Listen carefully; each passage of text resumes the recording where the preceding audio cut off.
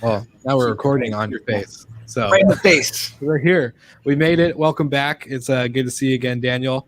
Doing this crazy weekly recording that we do for Here We Are. It's been quite enjoyable and a little bit hectic with the background. I wish we could have shown off the last 30 minutes to everybody. It's enjoyable with beer, I'll tell you that much. Cheers to Sierra Nevada. I'm into that. So I got Dr. Pepper. I'm off brand today. They probably have more sponsorship dollars though. So hey, I drink it religiously. So if you're listening, awesome. Well, let's just dive in today on what we're going to cover, because I think with this whole show, we've been going to Techstars, been going to Wash B&B, then going into like creative entrepreneurship, foundership, all that stuff. So what's the overall plan? What do we got in store for everyone that's about to tune in, watch live, and listen?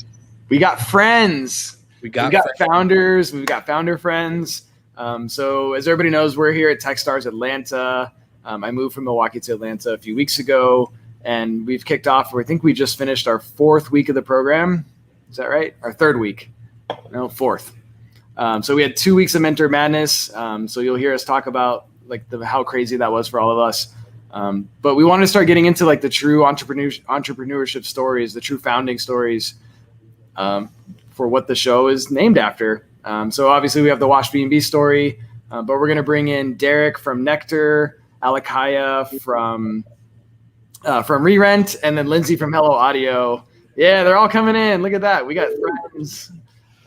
So we have really cool teams. There's 3 of us of the 10 in this cohort are working on short-term rental associated businesses. So that's obviously fits in the wheelhouse of hospitality.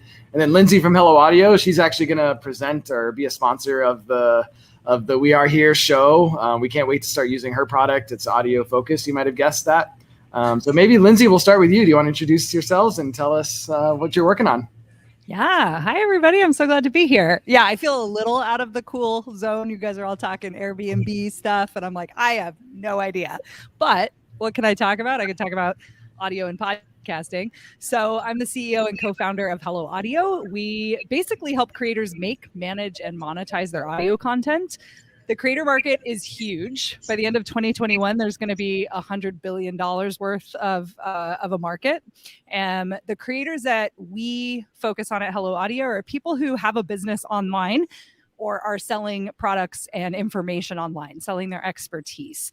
And most creators are making their money by monopolizing attention. As we all know, you have to have people paying attention to what you're doing online. And so what we do at Hello Audio is we convert their video content into private audio feeds. So their audience, their customers can listen on the go in their favorite podcast player, which then increases engagement and consumption and ultimately revenue. We also do public podcasts as well, but our bread and butter is private podcasting, where you have an email address and you can actually know who's listening to the thing that you're providing, which is pretty cool. That's super sweet, and I love that because obviously for what I do, but I'm curious to know, do you do you have a lot of people that just create audio? Because I struggle creating video content because there's just a lot more work, in my opinion. So much more work. Like getting 5 people together on a stream is just like tons of work. It only took a half an hour. It's fine. But go ahead. Yeah, to answer your question, it's both. So we love audio at Hello Audio, and we are basically telling people that you could create way more assets for your business if it was audio only and not video. But most of our creators already have a bunch of video content. So they've created a course, like maybe you have a course on like short-term rentals. Most of those courses are typically video. We just provide an audio version of that course, so more people will actually be able to consume it and listen on the go. So it's kind of a mix, but I'm with you. I think audio is so much easier to create. You don't have to worry about, well, you're not a female, but like putting on makeup and making sure you look presentable is part of it, right? You still gotta, you gotta make sure the hair is right. Hey, I dressed up today for this show specifically. And Daniel apparently is better today. So yeah, so it takes a lot more effort to put on a video. Absolutely. Oh, awesome. And do you have any, I'm just kind of curious on the geek out side of me of this whole creative audio aspect, but do you have any stats on what is more consumable for audience members? Is it video content or is it actually audio? Because I've been hearing audio is where it's at, That's why I've been like going 100% in. But I don't know what your perspective is from the data you guys see.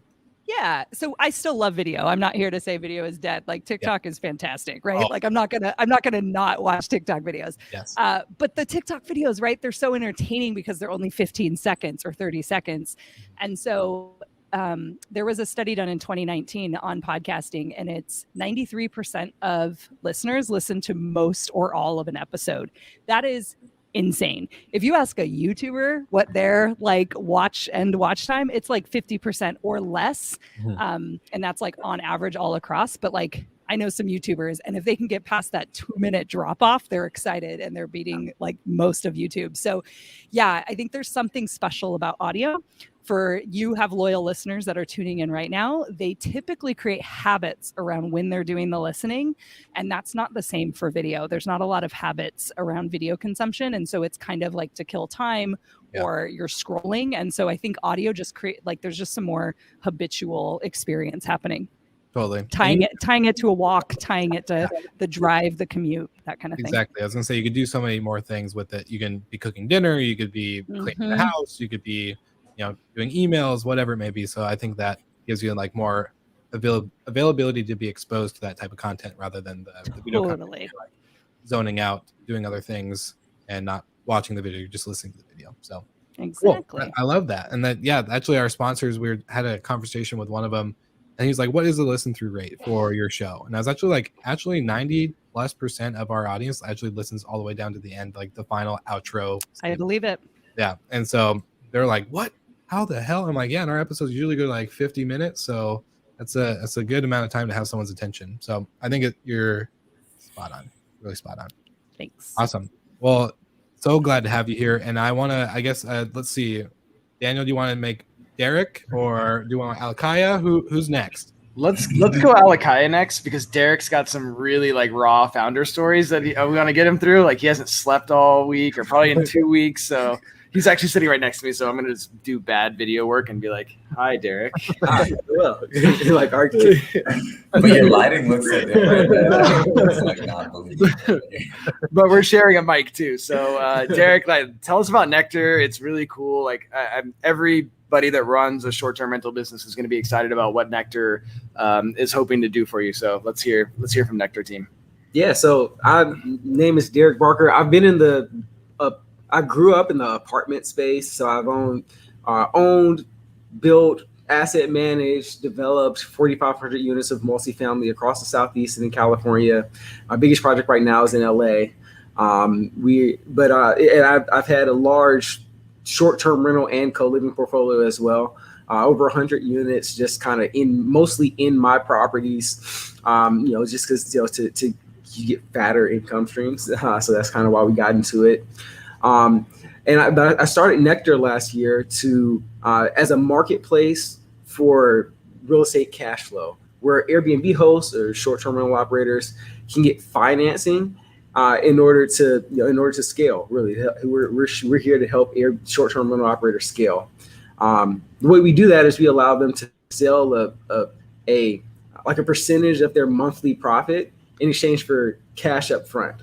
And for investors, like passive investors who want a piece of like the explosion that's going on in the Airbnb space, but they don't want to do all the work, they can just buy bundled income streams from experienced, highly qualified Airbnb hosts who have systems and management in place and everything. And so that's what we do by and large. That's the quick version. And we're super excited about to be working with Daniel and Alakaya and seeing all the things going on in the short-term rental space and help professionalize and institutionalize and expand this marketplace. Yeah, I definitely agree with that. The professionalized part is really, really needed. And Alakaya, I think with what you guys are doing, if you want to, that's like a smooth segue into. Yeah, that's where we come in, right? So ReRent makes home sharing on Airbnb hassle-free through our property management platform, which coordinates professional cleaners and other contractors on demand. And we started by enabling off-campus college students to take on less debt by easily monetizing their apartments during the 40% of the year that they're away. But the essential bit is yeah, when you show up to an Airbnb, and this is a problem a lot of people have attacked, you don't know exactly what you're going to get, and it's because oftentimes the cleaning is not professionally done. But then who has access to professional cleaners, right? It's largely professional hosts or folks that have upwards of 5 units or and so giving access to those same services to anyone who wants to host and saying like, no, it doesn't have to be a full-time hustle or even like a side hustle that takes 10, 20 hours of your week. If you're going to be gone while you're traveling, whenever you're booking an Airbnb, there's an opportunity for you to be sharing your place back home where you're leaving behind. And you wouldn't do it on your own because it's kind of a hassle, especially when you're not there. I have a friend who just FaceTimed me from Turks and Caicos, and he's like, look at my paradise. And he's not trying to think about his empty home that he's leaving behind. But if he had someone who was thinking about it and turning it into a passive cash flow for him, he could be decreasing some of the expenditure because Turks and Caicos is mad expensive. So that's kind of the idea. I love that. We definitely need to talk off camera because I got some things to throw your way because of another deal I'm working on. That sounds really, really good because at the end of the day, like if you take all the stats, like I didn't even think about the college students that are spending 40% of the year not in their apartment, but you think like the amount of Americans in the country right now they spend most of their income on rent, like not even a mortgage, but like on rent alone.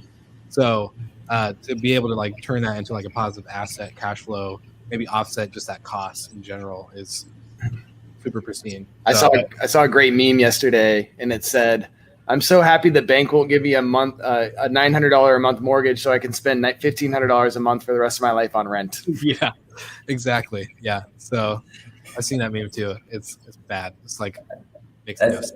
Especially on the younger side of things, like it's insane how much under 30. The stat I came across is it's something like 50% of your income is going towards rent. And that's also the set of folks that's traveling the most. And so it's just like a lot of that's just getting burned. And, Dang. Yeah. Cool. Yeah. So really cool things that this group of people is working on, obviously. But it's so funny. I called the show Here We Are, or We Are Here earlier, because it feels like we're here. Like we're all here in this room. We're all hanging out together, except for Will. He's all the way in Seattle, but or it's Washington. But we are. One of the things we're working on is like, I love it here. And then we're going to develop that into like a segment of the show where we asked all our guests, like hashtag I love it here. I went through something that happened last week that was really cool and I loved. And so my I love it here for this week is we have these assumptions about WashBnB. We've only done it in one city. It's gone really well. But can we replicate that success in other cities? Is that going to work for us? And so one of those big assumptions is, can we get laundry partners like these big giant laundry companies on board with our program? Do they see us as competition? And it took me 4 years to sign the first laundry agreement in WashBnB. So WashBnB was founded last year. I worked on it for 3 years without getting a lot of success and traction. And this week we called the big laundry company in Georgia, gave them the pitch, and 15 minutes later we had a contract ready to go. So it was just like the first big assumption I had about WashBnB working outside of Milwaukee and Atlanta, like hashtag I love it here, like check, done. Lindsay, what's your I love it hashtag I love it here this week? I love it here. I love that my team is all together in one place. So we love it here because we're working collectively. And that's actually been really cool because we've been remote for so long. So this is the first time we're meeting some of the people on our team in person. And just being in the same space. And being around you guys also working, I think is really cool and helpful. So I'll change mine to we love it here. Well, I was just going to ask, like, we'll go back into the I love it here segment, but I wanted to ask, like, what's it like to watch each other grow your businesses in the same type of ecosystem? Because as like a founder, for me, my business partner is in actual Seattle. I'm a little bit north. And then my team for like the podcast is all remote. So like our assistant is in Scottsdale. We don't get to like have that, on like in-person type like growth. So I want to know, what is it like for you guys to have 4 different companies in the same ecosystem and environment, but growing in different magnificent ways that you guys are just sharing? For me, it's magical. It's like because I've been an entrepreneur my whole life, and being an entrepreneur is pretty like lonely, even like with your team, like you are the one, and but like to be around, like to be in one space with other entrepreneurs in a similar place in their business. I feel like some of you guys have been around longer than us, but like, still similar early stage. It's something it's indescribable because it doesn't typically happen. And it's like, it's community. Human beings were made to be in a community. Entrepreneurship is not that, but to be here, you're to recreate community with like a bunch of other entrepreneurs that are badass entrepreneurs, if I can say that on a podcast, I guess. Yeah. It's magical. You can say whatever you want on podcasts. That's what I learned last week. No repercussions, no FCC. I love that point you just made. Entrepreneurship, I also describe as lonely because we see the world differently. There's something in our head that's like, no, I see a world where like audio is the most important like stream, and we help do that. Like I see a world where if you want to throw up a short-term rental business and grow quickly, like you can just have access to capital and investors can have access to your cash flow. Like I see a world where laundry is like eliminated forever for people, especially short-term rental hosts. Like Alakai sees like a world where passive income is actually truly passive. Will sees all kinds of like all sorts of diverse entrepreneurial endeavors, and it's like I'm going to pitch them all right now. Yeah, the rest of the world does not see it that way. So we're living in this like tunnel vision, like lonely world, trying to get people like on board. And usually an employee will come on board and they're like, all right, I see this world. And then maybe an investor comes on board, and then a couple of customers, and so sooner or later you build this the cohort of people and you don't feel as lonely. But right now it's just like, I wish you guys would believe the way I see the world. Yeah. What about you, Alakai? I'm curious. What's it like for you to watch everybody? Oh man, you're also on your own journey too. Like that's the thing. Like you're also growing, and then now you're like seeing the same thing, kind of behind the scenes though too. I think it's like I've been really working to try, and I enjoyed getting to meet all the other founders, but also trying to let them into my world. I think why it's lonely is because you can't necessarily like share everything with the team, even though you want to, right? There's some things that you're just going to have to wrestle with on your own, whether that's like the bank account or whether this investor will sign or what have you. And just having people that you can let into that space that like understand it. And so like you can actually have a conversation about it. And it's not just like, well, I don't know, like I've worked for someone else. And someone said something crazy to me yesterday. One of the VP of network for Techstars stopped by, and he said founders are kind of like groundbreaking, but like when you think about it, it's more like a lava flow. Like people want to know what founders are doing because it's like you don't know what direction they're going in, and it's like all highly dangerous. But like once it starts to like crystallize, like there'll be new ground there, like literally new ground, and people will have to like see that new world that now exists because of the groundbreaking that the founders did. And I was just like, okay, well, I guess that's why they pay you the big bucks. But so does that make Techstars a volcano? I mean, just spewing out founders everywhere. Maybe they're just like fans. They're like trying to cool you down or like point you in a direction. I don't know. I was gonna say, what is Dave? Is he like the god that's like making volcano? He's the lava monster. He's coming on the show next week. I think that'll be fun. We'll have to call him Lava Monster. I would pull out this clip right there. Yeah. Like, hey, Dave, this is what Alakai had to say about you. Play.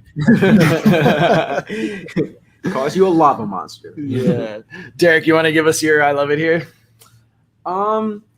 So I'm born and raised here. I love it here generally. But so like we're starting to really dig in with some of our customers, and we just really love, like me, my co-founder Brittany, we have scaled real estate businesses.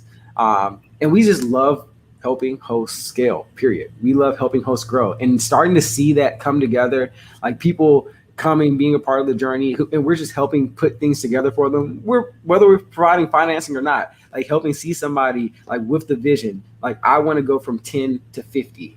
like, and helping like craft that vision. Like, and then seeing it starts happen. Like, I love that. And I love that. Like, and it's happening like right here, like the people in Atlanta, like Atlanta's full of like, Airbnb hosts, Airbnb hustlers. Yeah. Some of them, I love all of you. I love all of you. But some more professional. Some of you need Wash B&B out there. Everybody can't be doing it right, or else. But I love the energy, and seeing it go from something that's small, and seeing like people's eyes open up to the possibilities of like what scale and professionalism can look like. And like seeing that in somebody else, I love that. Ooh, I got goosebumps, man. That's beautiful. I love that. I'm like looking at my screen here. I'm just seeing 5 people that have like totally separate businesses, but they all connect in some way. And just seeing like how you love hosts being able to help scale and grow. Like Wash B&B can be a part of that.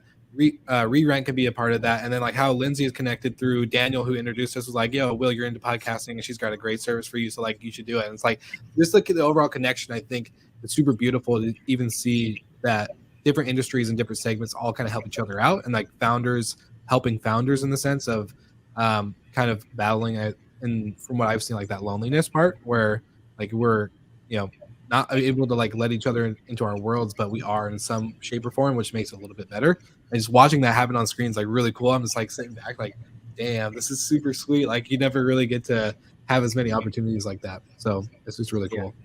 Yeah, definitely. Yeah, it's also cool probably for you, Derek, like working from your background, a lot of like professional real estate developers, that's a whole different kind of meeting than going from somebody that's got 5 Airbnb units that, arbitrage their way to a place where they're like, hey, I've got enough cash flow where now I can do something. I can invest in my own property. Mm-hmm. They may not know all the real estate investment terms. They may not know all the fancy acronyms, but they're like just as eager and just as hungry, and that's a cool way to like unlock their potential too, and help them level up. Absolutely. I mean that is the future of the industry. Like the future doesn't look like the past. These people who are out here hustling right now, who are like doing some rental arbitrage, they have it to a point where like now they're legit. Like they've done the side hustle, now it's their full time. They've put some systems in place, and now they're really running and like seeing things happen. Those people who are doing that now are going to be the Hiltons of the world later on. Like they're going to like that is what the future is. And like, yeah, I love that. And we are going to be pushing to make that happen.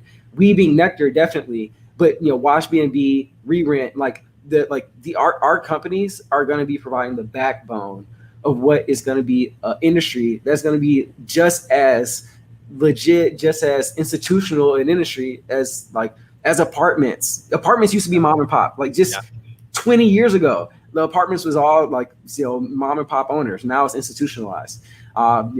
Hotels, like vacation rentals, all that was, all like Airbnb short-term rental that is going to be institutionalized, and we are going to make it happen. And I'm excited about that. And you want to know how we're going to make it happen?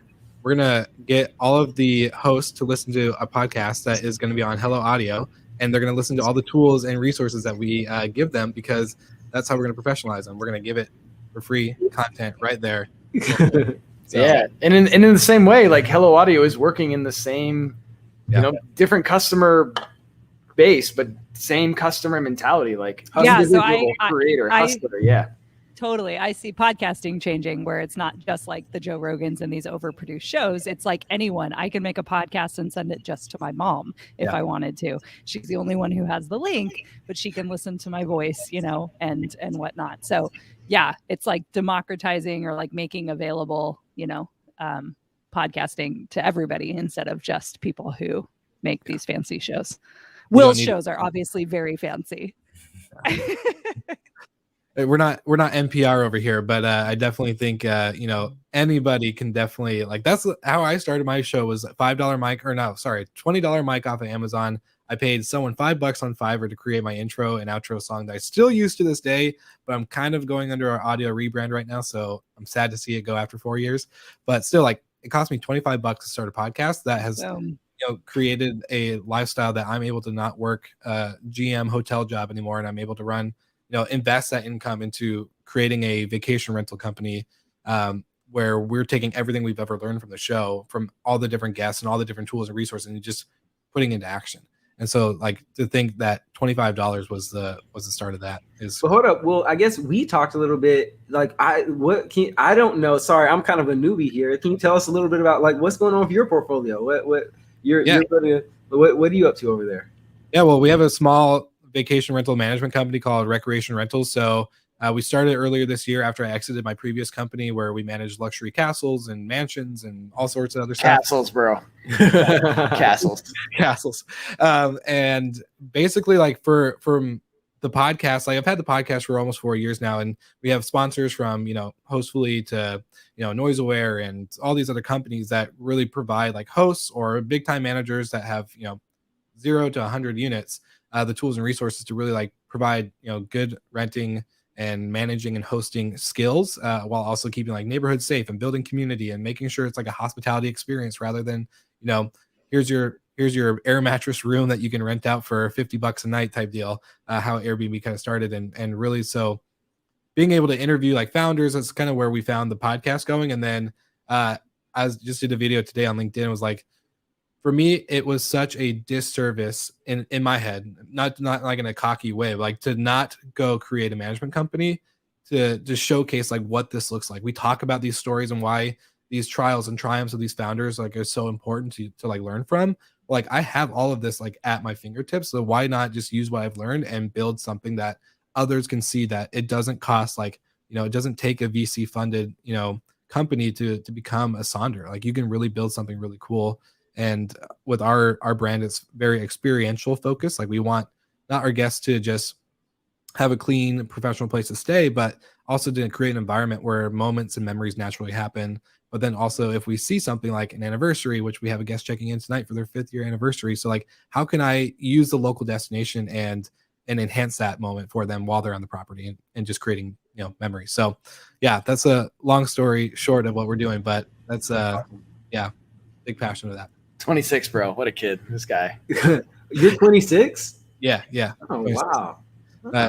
Had an early start in life, had to learn a lot of lessons hard way. So I think that kind of accelerated, what I'd be doing at 36, probably. So yeah. Nice. Yeah. But excited to be like with you guys. It's super cool to like, not only share my story, but like hear you guys' stories. That's like the podcaster in me, where I could like just sit in a room with cool people and just like listen to them talk and be passionate about what they're doing. Like Alakaya hearing about re-rent, like I was like, damn, it's so like it's so fun. Like, what the hell? Like why didn't anybody think of that earlier? There's so many of my college friends are just struggling with bills and debt. And it's like, damn, there's so many ways that they could really shift that focus and maybe even create something that breaks the generation of the next, like where they're able to provide in different ways more than their parents could. So I don't know. Yeah, there's all sorts of cool stuff. And homes are probably just the beginning. I mean, the sharing economy is really broadening as we go. We talked a little bit about commercial space, cars. I mean, there's so many possibilities there, which I think that it's so cool to build a business that has a really direct focus. But then you start peeling back the layers, and there's a whole lot to unpack there. And that's, kind of like how Amazon was built. Like, hey, we're going to start on used books, but we're going to keep peeling back layers as we go. And now it's like AWS is like the world's largest computing company. Things that's crazy out there. Alakaya, let's make sure we get your hashtag I love it here in, because you've got a lot of time to think about it. Better be good. Oh, did I not already do that? Okay. So my hashtag I love it. I mean, and to finish on what you were saying about like where you start and you just see like, okay, there's potential here because when I build this infrastructure that's going to give people access, right? Like Lindsay, that's what you're doing, giving people access to more content that they love, but in a format where they can consume more of it, right? And you give people access in a new way. And then all of a sudden they're able to participate, right? Like this is about sharing knowledge so that people can participate in the home sharing space, but sharing infrastructure as well, so that Derek, whether it's finance or in our case, right, like having the management infrastructure, the platform to be able to take their stuff and share it, and just seeing how that could really open things up and open access up across the board, like you're talking with cars, etc. I love it. So I was in there. I'm gonna say two. One was just like a big part of the Techstars program, and it almost has felt like it was like when a car comes to a screeching halt. That's what the past last 2 weeks. That's why Daniel at the beginning of the show, he was like, "Have we been in this program for 3 weeks, 4 weeks?" They have 2 weeks after week one. Week one is like orientation. You're just getting your feet wet, meeting all the other founders. 2 weeks of Mentor Madness, which is aptly named because you're meeting with 80 mentors over 2 weeks. So that's 40 meetings that you're taking a week for 2 weeks. And it's just like meeting that volume of people and just even sitting in that many conversations. And it's wild to do that. And then come out the other side and say, like, I don't even know what's been going on in the business except for these conversations I've been having. But then I had a conversation with one mentor during Mentor Madness, and he's like, "Yeah, I'm in Bermuda, like I'm back and forth." And then he was in the office today, and these scribbles behind me, this is him like mapping out his journey through like a few iterations of company, and just to like have that go from like a Zoom call that was amongst just so many that it was almost overwhelming to like a really meaningful conversation around how your company can evolve as he like learned what worked between property managers. Like this would be like a whole podcast in itself, honestly, but to have that happen and just in the office, like that was my I love it moment, if I didn't already say an I love it moment. Yeah. I love that. That's super good. And speaking of like a whole other podcast, I'm like looking at every one of you guys. Like, I think we need, like, we've had Daniel on Slick Talk twice. So sorry, Daniel, you're not getting another invite soon. But I was going to say, Derek, Alakaya, Lindsay, I think we need to get you guys individual episodes because I want to hear like the back. Like, I love I always ask like every guest, what's the beginning? Like, tell us where did it all start? So I think for all the Slick Talk listeners that are watching this show, you're gonna hear a little bit more as we dive into all this. But it's been really cool to like hear everything, get to meet you guys. I can't wait to actually fly out there and meet you guys in person. Hopefully sooner than later. Come out for demo week. Come on out. Perfect. Yeah. October 18th. Everybody come to Atlanta. October 18th. We'll be doing demo day. Then we've got investor day. I think it's also Atlanta Startup Week. There's something else going on. So all the founders will be around. It'll be a great time. Yeah, we'll throw a party. Yeah, we'll throw a party. Yeah, I don't mind. Drinks, Yeah. Have a good time. Clearly, Daniel and I, we're already starting the weekend, I was going to say, are there castles, Will, that we can rent out in the area? In Atlanta? Oof, I don't know. Maybe a couple mansions. Yeah, probably. There's got to be a movie set somewhere, that's like just after production, we can just say like, let's rent this out. Let's do it. I'm down. We'll sponsor the event. We'll get all the businesses in one roof, and we'll party it up and have a good old time. But be safe at the same time because COVID. So here we go. Awesome. Well, it's been so good. Huh? Disclaimer. Yeah, disclaimer. So we're always safe. We have this crazy disclaimer when we walk in the door every day here. Like Georgia law is really crazy. If anybody lives in Georgia or knows anything about Georgia law, it's really wild. It says like if you die or are injured from COVID-19, it's your fault. It just says that like in plain. Also, like you don't have to wear a mask. Yeah. It says that like in plain black and white on the door when you walk into the office. Like every single business space you walk into has that sign. It's just like if you die from COVID-19, it's on you. We're not wrong. We're not wrong. Awesome. Well, it's super good to like get to meet you guys again. We'll have to do this. I enjoy the big group. I've actually never done this type of podcast, so I think it worked well. Yeah, after we got crew. We'll have to prepare like a prepare time. Like we'll prepare before we prepare type deal. Maybe get our audio issues sorted out. Yeah. But it'll be good. So until then, you guys will see us again next week, and thank you again for watching and listening.